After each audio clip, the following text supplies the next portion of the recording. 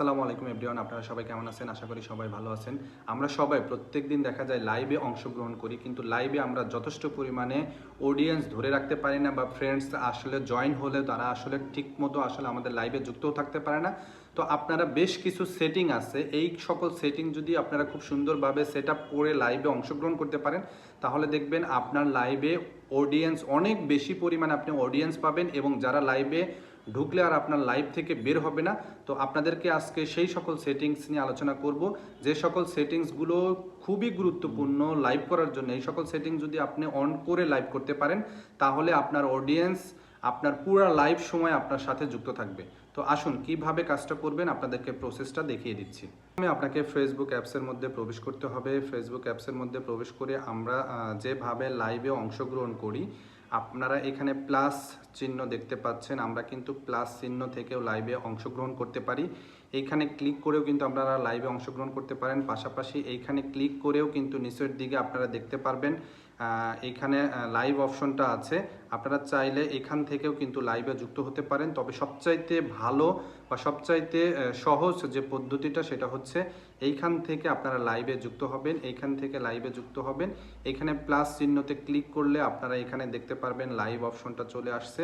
আপনারা plus চিহ্নতে click করে live অপশনের মধ্যে আসবেন। অপশনে এসে লাইভ অপশনটাকে ট্যাপ করবেন।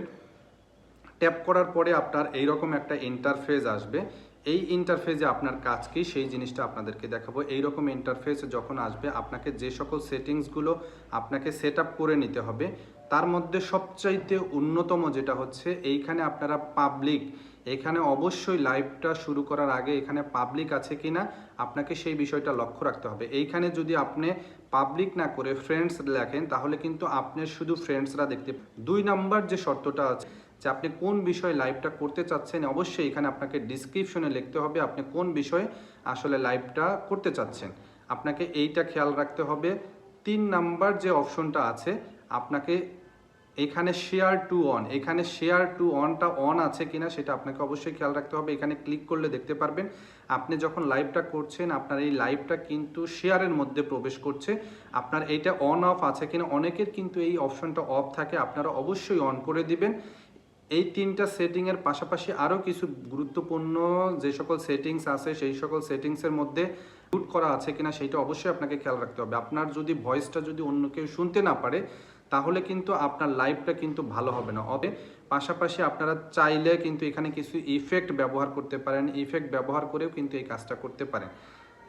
তো এই সকল সেটিংস অন করে যদি আপনি আপনার লাইভটা পরিচালনা করতে পারেন, তাহলে আপনার অডিয়েন্স দেখবেন আপনি যত সময় পর্যন্ত লাইভ করছেন, ওই সময় পর্যন্ত আপনি অডিয়েন্সগুলোকে ধরে রাখতে পারবেন। ধন্যবাদ সবাইকে। আপনারা অবশ্যই ভিডিওটা লাইক অ্যান্ড শেয়ার করে সবাইকে দেখার সুযোগ করে দিবেন।